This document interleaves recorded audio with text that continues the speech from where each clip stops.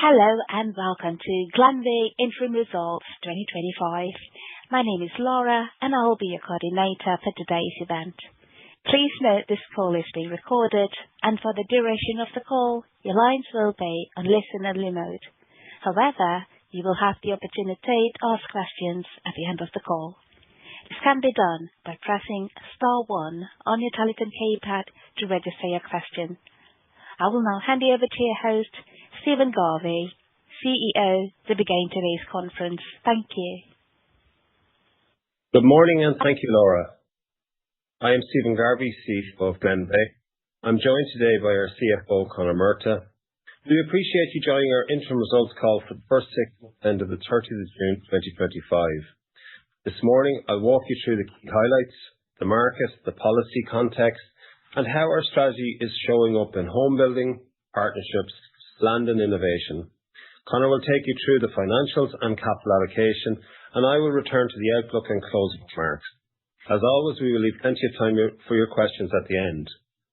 Let's begin on slide 4, which sets out our headline numbers for the first half of the year. This period demonstrated the strength of our Building Better strategy, set out scale delivery, deepened our partnerships with the state, and drove operational efficiency through innovation, and that's exactly what's reflected in our results. Our focus on standardization and vertical integration is now embedded across the business, making us more resilient and more efficient as we grow. The benefits of our early investment in innovation are visible in our margin profile and our ability to deliver at scale, even as the market evolves. This is also the first interim period where our partnership segment has made a material contribution to group profit. This is a real milestone for us and reflects the strength of our public-private model. We are now recognised as a partner of choice for the state, with a growing pipeline and strong demand for our homes. We continue to manage our capital with discipline, optimising our land bank and maintaining a strong balance sheet, even as we accelerated delivery. Our buyback programme continues to create value for shareholders, and we are seeing the benefits of a more efficient, more focused approach to capital deployment. We will discuss these elements in greater detail as we progress this morning. For now, I want to emphasise that the strategy we set out a few years ago is delivering for our customers, our partners, and our shareholders. Turning to slide 5, let's take a moment here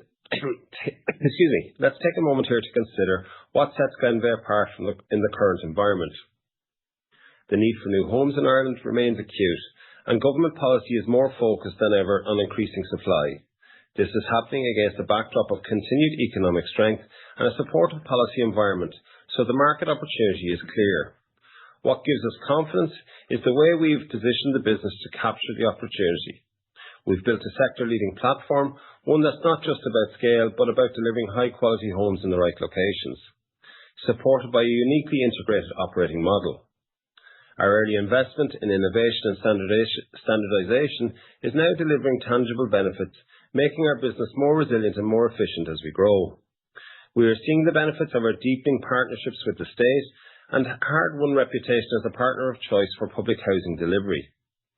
This is supported by a disciplined approach to capital allocation and a strong balance sheet.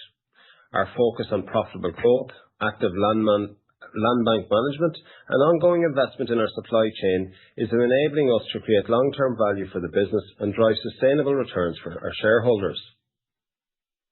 Providing further context, slide 6 shows the long-term demand outlook for housing in Ireland remains exceptionally strong. We continue to see positive trends in income and employment, with both wages and job creation rising steadily across the economy. Alongside this, Ireland's population growth remains robust, driven by sustained net inward migration, well above the European average. Mortgage lending activity is also maintaining a healthy pace, with first-time buyers accounting for a significant share of drawdowns, supported by government schemes. The underlying drivers of demand for new homes are strengthening. Turning to slide 7, we can see in more detail how government policy and recent market initiatives are creating a genuine supportive environment for housing delivery. The National Development Plan and the Planning and Development Act 2024 are setting ambitious targets and providing significant funding alongside the infrastructure and planning certainty needed to achieve them. On the demand side, supports such as Help to Buy and the First Home Scheme continue to underpin affordability for buyers. They both have been extended, giving buyers and developers greater confidence to plan ahead. There's also a strong policy push for modern methods of construction and using state land at scale through the Land Development Agency and local authorities. But as we've said before, meeting Ireland's housing needs will require more than just policy ambition. It will take sustained private sector capital, adequately zoned land, public sector resources and critical infrastructure. The success of our partnership platform shows how public and private resources can be pooled effectively to deliver much-needed homes. We've shaped our strategy around this shift, and we are beginning to see material results, which we will talk about shortly. In the short term, the policy environment is evolving for the better, and that gives us real confidence in our ability to continue delivering at scale. Now let's dive deeper into our segments, starting with home building on slide 8. Just a quick reminder that at the start of the year we announced with the 2024 results that we have simplified our reporting on home building, previously suburban, and partnerships, previously urban and partnerships. This was a standout period for home building, with delivery nearly doubling year on year. The momentum reflects the strong demand and the benefits of our differential model and strategy. Standardization, scalable sites, vertical integration are all coming true in our results. Excellence in our execution saw major completions at Kilmartin, Grove and Hereford Park, as well as major progress across a number of developments and a number of new sites starting earlier in the year. Our average selling price was elevated in the first half due to mix, but we expect that to normalise as the year progresses. Margin expansion in home building was driven by the choices we made to invest efficiently and repeatedly. With the forward order book at around 1.4 billion, we have strong visibility for the rest of the year and well into 2026. Turning to slide 9, let's talk about partnerships. For the first time, this segment made a material profit contribution, reflecting the scale and momentum in this part of the business. We now have 6 active sites underway, including new contributions from Moortown, New Road, the Cork Docklands, which is a development in collaboration with the Land Development Agency, alongside Ballymastone, Oscar Traynor Road and Foxwood Barnes. This growing pipeline, underpinned by robust planning momentum and repeated demand from public sector clients, gives us strong visibility on future delivery. Moving to slide 10, we can see how our land portfolio remains a source of strength and flexibility. The portfolio has been carefully assembled to align with our strategy. It is focused on supporting high-quality own-door homes in right locations, with 74% of our units in the Greater Dublin area. We continue to maintain a strong cost discipline, with the average plot cost at €32,000, and the land bank supports an attractive embedded margins and capital returns. Importantly, this land bank gives us capacity to deliver between 2,600 and 3,600 equivalent units per year through to 2030. Underpinning our medium-term delivery objectives. We have also been actively managing the portfolio, with over 60 million of land sales either closed or at advanced stages, ensuring we remain flexible and capital efficient as the market evolves. Finally, just to note, the recent publication of the National Planning Framework is expected to materially positively impact our strategic land bank, resulting in a lower capital deployment requirement in future land periods. Turning to slide 11, our commitment to innovation remains a core pillar to our strategy. We continue to invest significantly in this area. Phase 2 of our innovation programme is now underway via a 25 million commitment to expand our off-site manufacturing facilities in Carlow, including an additional facade line alongside our timber frame platform. At the heart of this is NUA, our in-house manufacturing and innovation platform. Through NUA, we are moving beyond traditional building methods and embracing innovative lightweight alternatives, such as a new wall system, roof cladding and floor cassettes. Our exclusive perpetual licence for integrated external facades is now a key part of this, allowing us to increase pre-manufactured value and improve further efficiencies.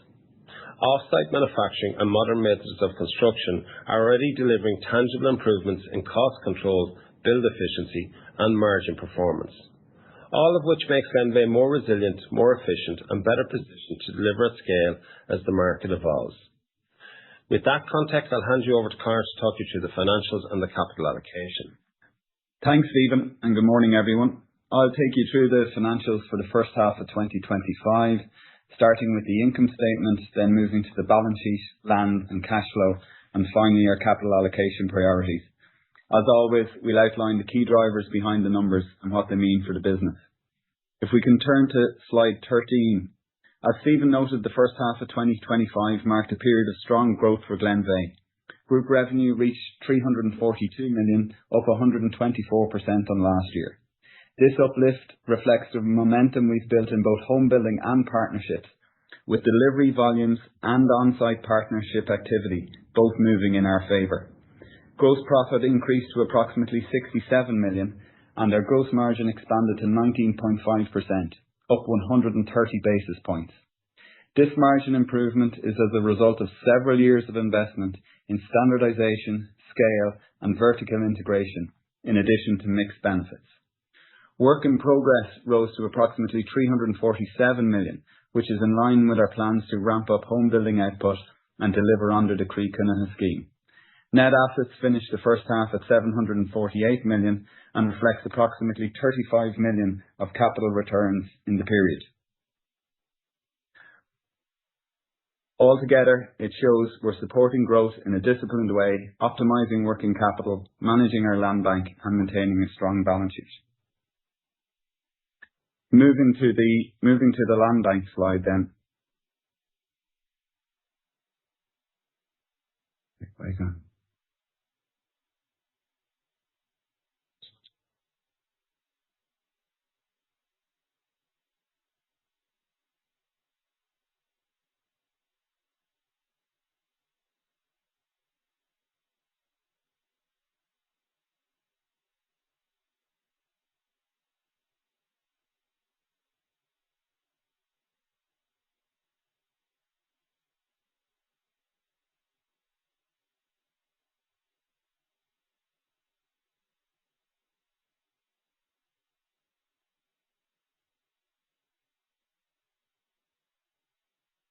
Apologies. Continuing on the income statement there, we're seeing the benefits of delivering more homes on large repeatable sites, and our off-site manufacturing is now contributing programme certainty, quality and cost control.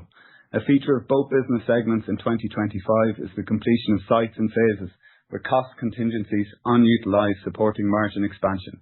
Underlying gross margin in the home building segment, excluding non-core sales at Shrewsbury Road and land sales, was 22.8%. Nevertheless, spot home building margins in the group's medium-term delivery pipeline are approximately 21%, with site mix continuing to be a principal driver as the business monetises its vintage land bank and scales to 2,000 units, with a focus on return on capital.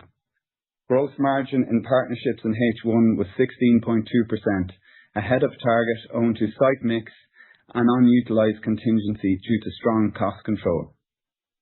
Similar to home building, site mix will play a significant role in future periods as the business scales up and the group completes the transition out of its remaining urban sites. 400 million in revenues remains an achievable current year and medium-term target, with visibility on replacing existing partnership sites with new wins increasing over the period. Operating profit for the first half was 42.1 million. Net finance costs were 9.6 million, reflecting a higher opening debt level following last year's land acquisitions.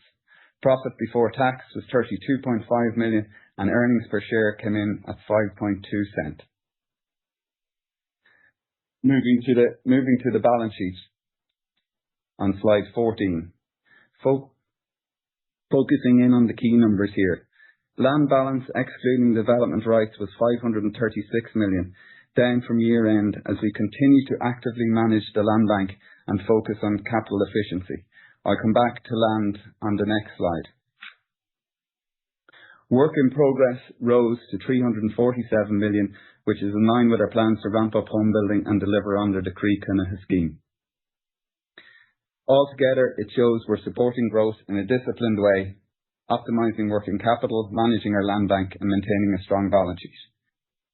Moving to slide 15.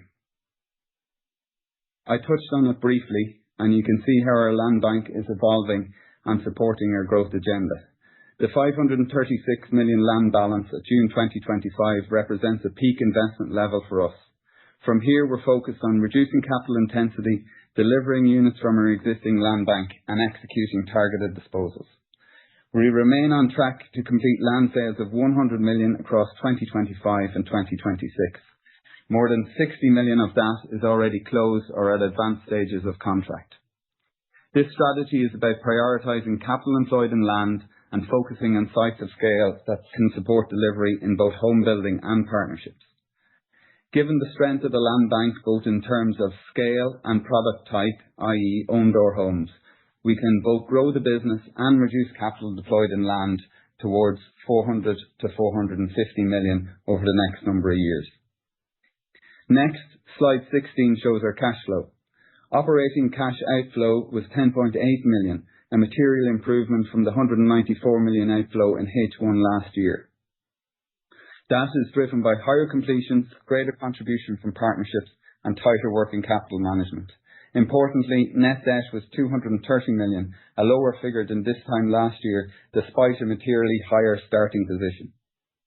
Moving forward, we continue to invest selectively where returns are strongest, principally funding construction WIP, investing in innovation, and returning surplus capital to shareholders.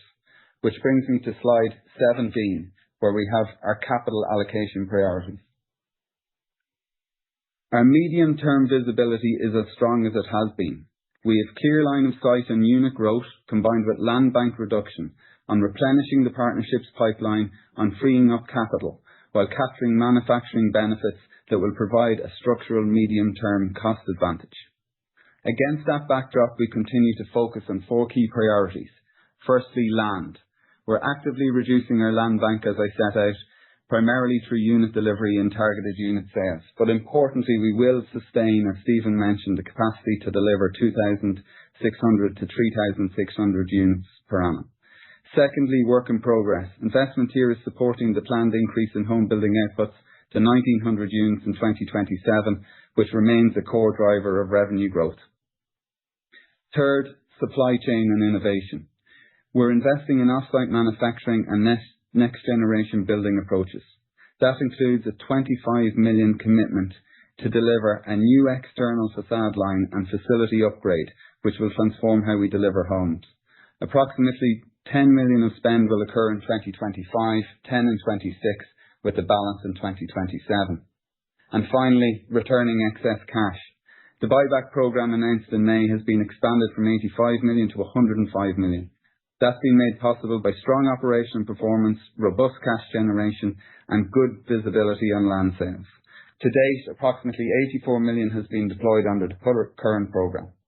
This disciplined, balanced approach is supporting growth, innovation, and value creation, while also maintaining a strong financial position. That's the conclusion of the financial review. Stephen, I'll hand back to you for the outlook and to close out. Thanks, Conor. Excuse me. So, to bring it all together on slide 18, we remain fully on track to deliver full year guidance. We are reiterating our earnings per share target of 19.5 cents for full year 2025, underpinned by a strong operational momentum and a healthy forward order book. We expect to deliver approximately 1,500 home building units this year, with partnerships contributing around 400 million in revenue. This reflects the scale and the consistency we are now achieving across both segments. On the capital side, we are making real progress in optimising our land portfolio, with 100 million of land sales targeted across 25 and 26.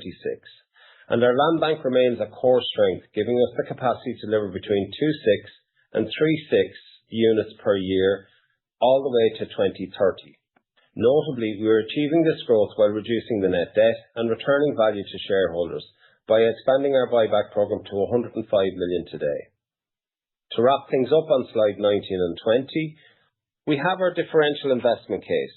I want to conclude by emphasising 3 things. Building Better strategy set out the direction, and we are executing on it with consistency. Standardization and manufacturing are improving our cost control and speed, with benefits already visible in margin and programme predictability. Partnerships are now a material first half contributor, and our land strategy balances visibility with capital efficiency. We have strong momentum into the second half and beyond, Glenveagh is uniquely positioned with strong visibility on future delivery for the balance of this year and beyond. All of this gives us real confidence for Glenveagh's ability to deliver sustainable value well into the future. With that, I'll pass you over to Laura for any questions you may have, and thank you. Thank you. Ladies and gentlemen, as a reminder, if you would like to ask a question, please press star 1 on your telephone keypad. We'll pause for a brief moment. Thank you.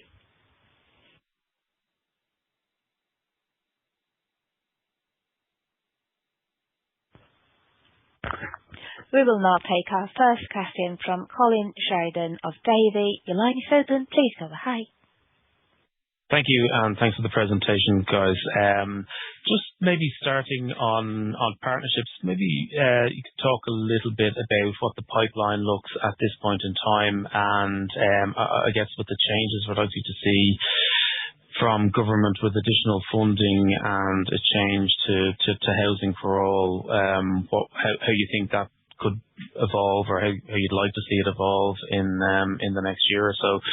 And maybe just on build cost inflation, I mean, you've referred to the sectoral employment orders in the statements. Just wondering how build cost inflation has been progressing more generally, and how the vertical integration in the business has been playing its part in trying to mitigate that on site. Thanks. Thanks, Colin, and good morning. Partnerships, yes, obviously made substantial progress. I suppose it's a hard-won reputation. We've been at this for a period of time, and we're only really seeing the benefits of that flow through on the income statement now. Positively disposed to what we're seeing coming down the track. We're in negotiations on a number of new partnerships, quite substantial ones, some of them adjacent sites, some future sites that are very close to us. Proactive local authorities out there now looking at opportunities, and very much looking at certain local authorities who have probably perfected the model and got it really well coming out there to a certain degree. The Land Development Agency obviously very proactive now as well. A lot of their land is starting to come into the system. They're running a number of RFPs. So yeah, we've obviously got 6 sites on the go. Some of them will come to completion next year, but we're very positively disposed to being able to replace them on an ongoing basis. And I think we've proven we're the delivery partner of choice out there with all government agencies at this stage, so happily disposed to that. Build cost inflations, yeah, you're right on the sectoral employment agreements, was 3%. Labour probably makes up 50%, 55% of the delivery out there, so that will inevitably be passed through. On the material side, pretty good. A little volatility in 1 or 2 products, but in the ether, it's probably not too bad out there. So probably happy where things are at. So, somewhere between 2.5% and 3% is probably where we see things plateauing out for the next 12 months. We don't see anything on the horizon that makes us concerned out there. On the manufacturing side, I think what you're really seeing from the manufacturing innovative side is it's probably really driving that way we can deliver programs, being able to release contingency on sites. They're obviously positive to margin. So it's the capability of predictability, sticking with programs, the quality of the product, all of those things are coming. We're probably now moving to phase 2 of the innovation side. The benefits of that and the cost that will bring to the table, or the cost savings, it's too early to predict yet, but phase 2, 2027, 2028, we really hope it will feed into the system, and we should see positive turn from that. I think what you see in manufacturing over the next number of years is will be labour increases, as we're seeing through sectoral employment orders. Will be less of a dial mover in that CPI number as we transition more and more to pre-manufactured value. That makes sense. Thanks, guys. Thank you. And we'll now take our next question from Shane Carberry of Goodbody. Your line is open. Please go ahead. Thank you, guys, and thanks for the presentation. Just kind of follow up on Colin's question, I guess, in terms of that kind of gross margin point. In terms of the standardization piece of the jigsaw, is it fair to think of that as the main contributor to the kind of underlying growth in the gross margin this year? And just, Conor, you mentioned in the presentation about maybe the mix going forward into 26. So if you could expand on that a little bit more, it'd be helpful. And then the second question is just around the medium-term targets, really. It sounds like, even more confident in the medium term, kind of maybe beyond all of our forecast horizons as well. So if you could just give me a little bit more colour in terms of how that kind of your confidence has evolved. Is it more the policy side improving, underlying demand getting better, or it is some of the kind of innovation that you're doing, or maybe it's a bit of all of the above? Well, go ahead. On the gross margin side, then, yeah, you're right. Standardization is a lot of the benefit. It's also sites of scale. It's also strong cost control, getting to the end of sites and having contingency in place. And you're seeing that particularly on the partnership side as well. And then mix. There's a good strong mix effect this year, which brings us to your sort of follow-up question around gross margin for next year. We've spoken since the start of this year about intake margins being around approximately 21% in the medium-term land bank. And what you're going to see is that transition happening in 2026. So you'll see margins of approximately 21% in 2026 is the way to think about it. Just on the policy and medium to long term, positive what we said, 2027, we feel very comfortable about the 1,900 units in home building. We're positive towards the national planning framework. I suppose for our view, just where the policy is evolving is, the government have instructed the national planning framework and instructed local authorities to now go out and start varying their development plans. So an element of local authorities will vary their plans, but they'll also start going into their new plan phase. And we see kind of 2027 into 2028 as the period of time that about 750,000 units of zone land will come into the system. Some of that will be our strategic land as well. So I suppose that's the opportunity we're seeing coming down the track. Obviously, there'll be sites of scale. So, yeah, positive in the sense of, I suppose, you have a government who are really now on the front foot to drive their policy initiatives. They're probably seeing some challenges with the administration side not moving as fast as they'd like. But I think, yeah, they're really trying to make a difference out there. I think we're well set up that our land bank positions ourselves to 2030. We're obviously core product. 80% of our product is that own door product. So in a nice place there. But obviously we hope we can enhance that. And the more the vertical integration feeds into the system, the bigger the sites become, the faster, more efficient we can deliver into the future. So yeah, we're in a good place. Really helpful. Thanks, guys. Thanks, Shane. Thank you. And we will now take our next question from Johnny Corbrough of Deutsche Bank. The line is open. Please go ahead. Thanks for taking my question. Good morning. Could I ask on the land bank, you said in the presentation that the land bank could support up to 3,600 units a year out to 2030. What other investments would you need to make to achieve this level of output across WIP, supply chain overheads? I think you set out some of this on slide 17, but be useful just for a bit of clarification on that one. And then also, you've mentioned 100 million euros of land site sales over 2 years. So from there, will you be maintaining about a 450 million euro land bank? And then how would you be looking to replenish that land? Are you looking at land options or other avenues? Thanks very much. Morning, Johnny. Yeah, so look, obviously last year was the big pivotal year. We bought 9,000 plots of land. It was a 3-year supply in one hit. Obviously, we got them at attractive 32,000 a plot, so we're very happy with that. We're not actively in the land market. We're always keeping an eye on it, but we're not actively investing. Probably strategic land is where we're looking at an element of, because we know what will come down the track. So, product that might come into the system in 29, 30, we're looking at those kind of sites. But we're not making a very big investment on that. On the WIP side of it, I'll leave that. Conor, you want to go now? Yeah, the WIP is actually well invested. So we've to obviously grow home building units from 1,500 to 1,900 over the next couple of years. But at the same time, we've a number of urban schemes where we're well invested on the apartment side, which we'll be seeking to forward fund in future. So one in North County Dublin and another one in Cork. So you could see maybe 50 million go into WIP on a net basis there between now and 2027 to support growth into 2028. And we obviously have called out the office as a cash inflow, most likely in or around 2028. So WIP is well invested even to support that growth that's there. And then on the partnership side, obviously there's a prevalence of forward funding in that. So the investment there be minimum from where we are at the moment. And then manufacturing wise, it's the 25 million, which is 10 over the balance of this year, 10 next year, and 5 in 27.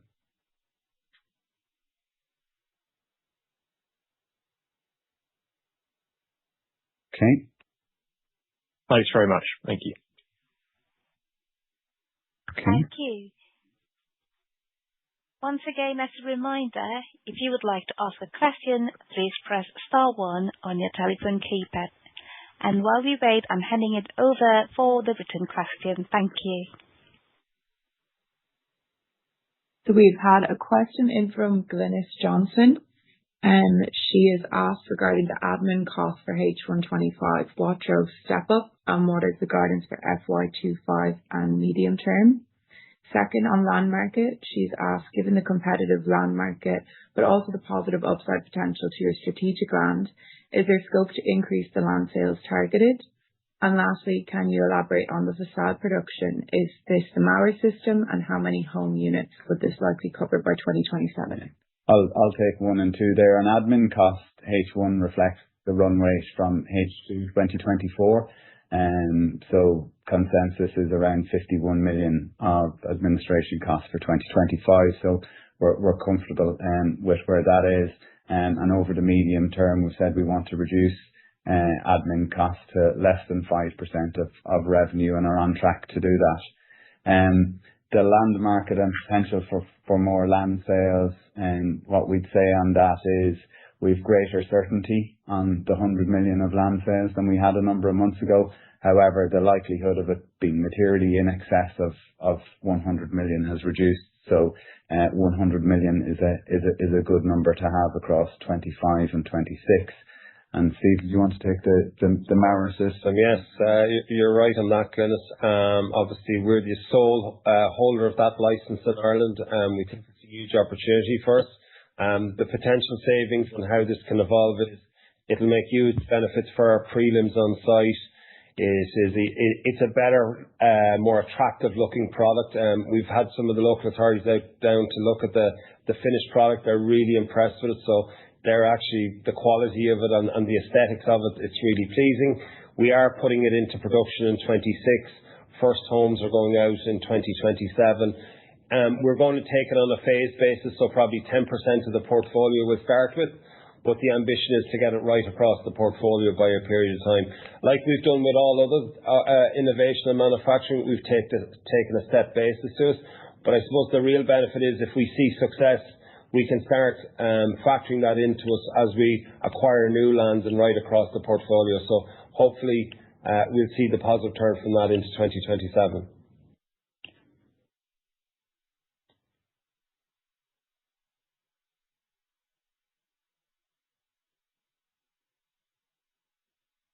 Thank you. There are no further questions in queue and audio, and I will now hand it back to Stephen for closing remarks. Thank you, Laura, and thank you all for joining today. We really appreciate it. Obviously, we'll be engaged with a number of you over the next number of days and weeks, and look forward to seeing you. And thank you very much for joining us today. Thank you. That concludes today's call. Thank you for your participation. You may now disconnect.